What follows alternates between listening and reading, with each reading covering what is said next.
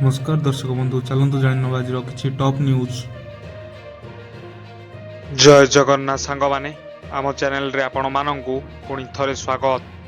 ନୂଆ ବର୍ଷରେ ଆସୁଛି ଲଘୁଚାପ। ବର୍ଷ ଆରମ୍ଭରୁ ସୃଷ୍ଟି ହୋଇପାରେ ଲଘୁଚାପ। ଦକ୍ଷିଣ ବଙ୍ଗୋପସାଗରରେ ଲଘୁଚାପ ସମ୍ଭାବନା ରହିଛି। ତରଙ୍ଗୀୟତା, ବାୟୁ ଓ ବାଦଲର ଘନତ୍ୱ ବୃଦ୍ଧି ଭଳି ପାଣିପାଗର କାରକ ଗୁଡ଼ିକ ପ୍ରଭାବରେ ଲଘୁଚାପ ସୃଷ୍ଟି ହେବା ନେଇ ଆକଳନ କରିଛନ୍ତି ପାଣିପାଗ ବିଶେଷଜ୍ଞ। ଲଘୁଚାପ ପ୍ରଭାବରେ ରାଜ୍ୟରେ କିଛି ଅଞ୍ଚଳରେ ହାଲୁକାରୁ ମଧ୍ୟମ ଧରଣରେ ବର୍ଷା ହୋଇପାରେ। ସେପଟେ ରାଜ୍ୟରେ ବଢ଼ିବ ଶୀତ। ଏକ ସପ୍ତାହ ଧରି ହାଡ଼ଭଙ୍ଗା ଶୀତ ଅନୁଭବ ହେବ। ସମତଳ ଓ ପାହାଡ଼ିଆ ଅଞ୍ଚଳରେ ଥଣ୍ଡାର 3 ଡିଗ୍ରୀରେ ଥରିବେ ଲୋକେ। ପରବର୍ତ୍ତୀ ଖବର, ଓଡ଼ିଶା ମାଟି ତଳେ ରହିଛି ପୁଳା ପୁଳା ସୁନା, ଧନୀ ହେବ ଓଡ଼ିଶା। ଓଡ଼ିଶା ମାଟି ତଳୁ ମିଳିଥିବା 3 ସୁନା ଖଣିର ନିଲାମ ପାଇଁ ପ୍ରକ୍ରିୟା ଆରମ୍ଭ କରିଛନ୍ତି ସରକାର। ବଡ଼ କଥା ହେଲା, କେନ୍ଦୁଝର, ମୟୂରଭଞ୍ଜ ଏବଂ ଦେବଗଡ଼ରେ 1586 କେଜି ସୁନା ଥିବା ଅନୁସନ୍ଧାନରୁ ଜଣାପଡ଼ିଛି। ଆସନ୍ତା 3 ତାରିଖରେ ବଡ଼ ବୈଠକ ଡାକି ଏହି ଖଣିଗୁଡ଼ିକୁ ଆଗାମୀ ବର୍ଷ ନିଲାମ କ୍ୟାଲେଣ୍ଡରରେ ସାମିଲ କରିବାକୁ ହୋଇଛି ଯୋଜନା। ପରବର୍ତ୍ତୀ ଖବର, ପୁରୁଣା ମିଟରର ଯୁଗ ସରିବ। ଏଣିକି ଆପଣଙ୍କ ଘରେ ଲାଗିବ ସ୍ମାର୍ଟ ମିଟର। ସ୍ମାର୍ଟ ମିଟରରେ ଆସିବ ବିଲ୍। ରାଜ୍ୟରେ 100% ସ୍ମାର୍ଟ ମିଟର ବ୍ୟବସ୍ଥା କାର୍ଯ୍ୟକାରୀ ହେବ। ମୁଖ୍ୟମନ୍ତ୍ରୀ ଶକ୍ତି ବିକାଶ ଯୋଜନା ସ୍ମାର୍ଟ ମିଟର ସଂଯୋଗର ପ୍ରଥମ ପର୍ଯ୍ୟାୟ ପ୍ରସ୍ତାବକୁ ରାଜ୍ୟ କ୍ୟାବିନେଟ୍ ଅନୁମୋଦନ କରିଛନ୍ତି। ନୂଆ କରି ଲାଗିବାକୁ ଥିବା ସ୍ମାର୍ଟ ମିଟର ପାଇଁ ଉପଭୋକ୍ତାଙ୍କୁ କୌଣସି ଅତିରିକ୍ତ ମିଟର ଭଡ଼ା ଦେବାକୁ ପଡ଼ିବ ନାହିଁ। କେବଳ ସେତିକି ନୁହେଁ, ଖୁଚୁରା ଯୋଗାଣ ଟାରିଫ ବା ସେମାନଙ୍କ ବିଦ୍ୟୁତ୍ ବିଲ୍ ଶୁଳ୍କ ଉପରେ କୌଣସି ପ୍ରଭାବ ପଡ଼ିବ ନାହିଁ ବୋଲି ଶକ୍ତି ବିଭାଗ କହିଛି। ପରବର୍ତ୍ତୀ ଖବର, ହାସ୍ୟ ଅଭିନେତା ଗୁଲୁଆଙ୍କ ଗୁମର ଖୋଲିଲେ ବର୍ଷା। ହାସ୍ୟ ଅଭିନେତା ଗୁଲୁଆଙ୍କ ଚାଞ୍ଚଲ୍ୟକର ଅଭିଯୋଗ। ନିଜ ଜୀବନ ପ୍ରତି ବିପଦ ଥିବା କହିଲେ ଗୁଲୁଆ। ସୋସିଆଲ ମିଡିଆରେ ଏକ ଭିଡିଓ ପୋଷ୍ଟ କରି ସୁରକ୍ଷା ଲୋଡ଼ିଛନ୍ତି ଗୁଲୁଆ।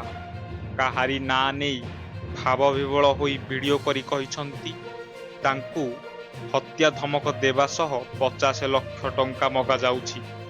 ଗଲା କିଛି ଦିନ ଧରି ତାଙ୍କୁ ହତ୍ୟା ଧମକ ଦିଆଯାଉଥିବାରୁ ସେ ମାନସିକ ଚାପରେ ରହିଛନ୍ତି। ଏମିତିକି ମୋ ଜୀବନ ପ୍ରତି ବିପଦ ଅଛି, ମୋ ଗୋଡ଼ ହାତ ଭାଙ୍ଗିଦେବେ ବୋଲି ଧମକ ଦେଉଛନ୍ତି କିଛି ଲୋକ।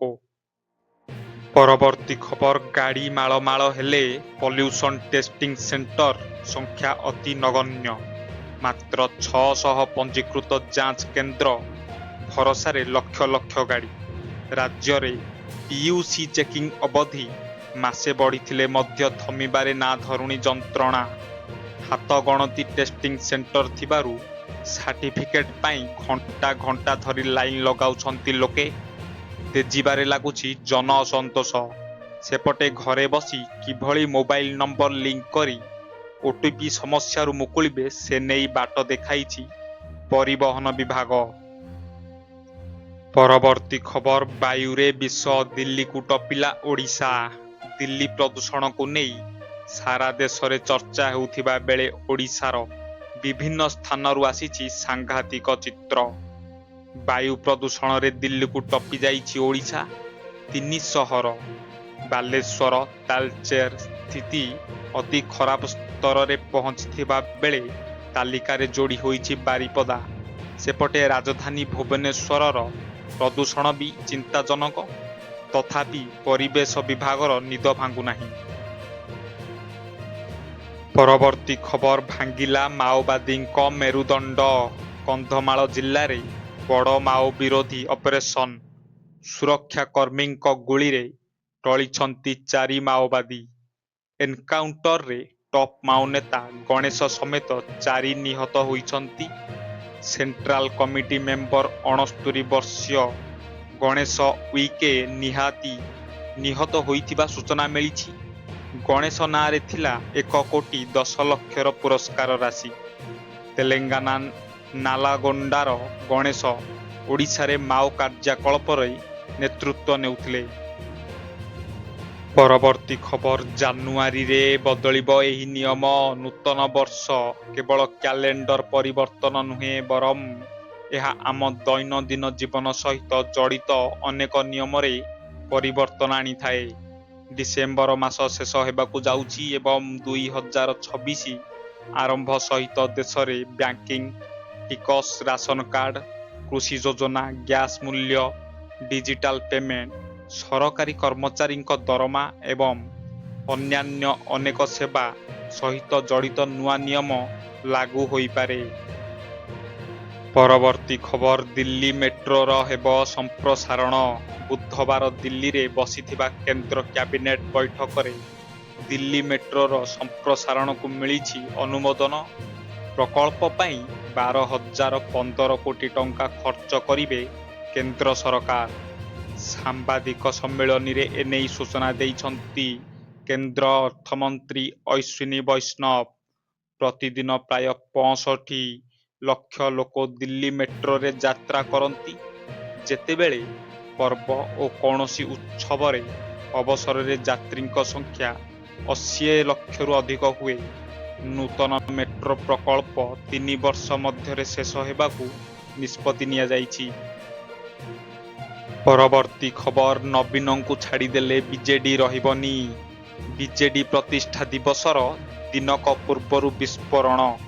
ବରିଷ୍ଠ ଓ କନିଷ୍ଠ ବିଜେଡି ନେତା କାହିଁକି ଏକାଠି ହେଉଛନ୍ତି କହିଦେଲେ ଭୂପିନ୍ଦର। ବରିଷ୍ଠ ବିଜେଡି ନେତା ଭୂପିନ୍ଦର ସିଂ କହିଛନ୍ତି, ବିଜେଡି କହିଲେ ନବୀନ ପଟ୍ଟନାୟକଙ୍କୁ ବୁଝାଏ। ନବୀନ ବାବୁ ଯଦି ନେତୃତ୍ୱ ନ ନେବେ, ନବୀନ ବାବୁ ଯଦି ସେଠି ନାହାନ୍ତି, ବିଜେଡି କେଉଁଠି ରହିଲା? ଏବେ ନବୀନ ସ୍ପଷ୍ଟ କରିସାରିଛନ୍ତି ସେ ଦାୟିତ୍ୱରେ ରହିବେ। ଲୋକଙ୍କ ମତ ଅନୁସାରେ ଦଳକୁ କିଛି ନୂଆ ଲୋକଙ୍କୁ ଅଣାଗଲେ ବିଜେଡି ଭାଗ ହୋଇଯିବ। ଭବିଷ୍ୟତରେ ମଧ୍ୟ ନବୀନ ପଟ୍ଟନାୟକଙ୍କୁ ଛାଡ଼ିଦେଲେ ବିଜେଡି ରହିବା ଭଳି ନୁହେଁ ବୋଲି ବଡ଼ କଥା କହିଛନ୍ତି ଭୂପିନ୍ଦର ସିଂ। ପରବର୍ତ୍ତୀ ଖବର 20 ଫୁଟ ଗଭୀରରେ ଭାରତନାଟ୍ୟମ। ସୋସିଆଲ ମିଡିଆରେ ଭାଇରାଲ ହେଉଥିବା ଏକ ଥରଗାଇ ଆର୍ଥାନା ନାମକ ଜଣେ ନୃତ୍ୟଶିଳ୍ପୀ ଏବଂ ଡାଇଭର ନାମକ ନାବାଳିକା ପ୍ରାୟ 20 ଫୁଟ ପାଣି ତଳେ ପ୍ରଦର୍ଶନ କରୁଥିବା ଦେଖାଯାଇଛି। ଇଣ୍ଡିଆଜ ଗଟ୍ ଟ୍ୟାଲେଣ୍ଟରେ ସେ ଭାଗ ନେଇଥିଲେ। ସେ ଏମିତି ଅଦ୍ଭୁତ ସ୍ଥାନରେ ନୃତ୍ୟ କରିଛନ୍ତି ଯାହାକୁ ଶୁଣିଲେ ଆପଣ ବି ଆଶ୍ଚର୍ଯ୍ୟ ହୋଇଯିବେ। ସମୁଦ୍ରର 20 ଫୁଟ ଗଭୀରରେ ଭାରତନାଟ୍ୟମ କରିଛନ୍ତି, ଯାହାକୁ ଇଣ୍ଡିଆଜ ଗଟ୍ ଟ୍ୟାଲେଣ୍ଟର ବିଚାରପତି ଆଶ୍ଚର୍ଯ୍ୟ ହୋଇଛନ୍ତି। ପରବର୍ତ୍ତୀ ଖବର ରବି ଶାସ୍ତ୍ରୀ ହେବେ ଇଂଲଣ୍ଡ ଦଳର ହେଡ୍ କୋଚ୍। ଇଂଲଣ୍ଡ ଦଳ ଇଂଲଣ୍ଡ ଏବଂ ଅଷ୍ଟ୍ରେଲିଆ ମଧ୍ୟରେ ଖେଳାଯାଇଥିବା 5 ମ୍ୟାଚ୍ ବିଶିଷ୍ଟ ଆଶେସ୍ ସିରିଜକୁ ପ୍ରଥମ 3ଟି ମ୍ୟାଚରେ 3-0ରେ ପରାସ୍ତ କରିଛି, ଯାହା ପରେ ନେତୃତ୍ୱ ପରିବର୍ତ୍ତନ ପାଇଁ ଏବେ ବି ଜୋର ଧରିଛି। ପୂର୍ବତନ ସ୍ପିନର ମଣ୍ଟି ପନେସର କହିଛନ୍ତି ଯେ ଦଳକୁ ଏକ ନୂତନ ମାନସିକତା ଆବଶ୍ୟକ। ପେନ୍ସର କହିଛନ୍ତି ଯେ ରବି ଶାସ୍ତ୍ରୀ ଜାଣନ୍ତି ଯେ ଅଷ୍ଟ୍ରେଲିଆରେ ସିରିଜ କିପରି ଜିତିବେ।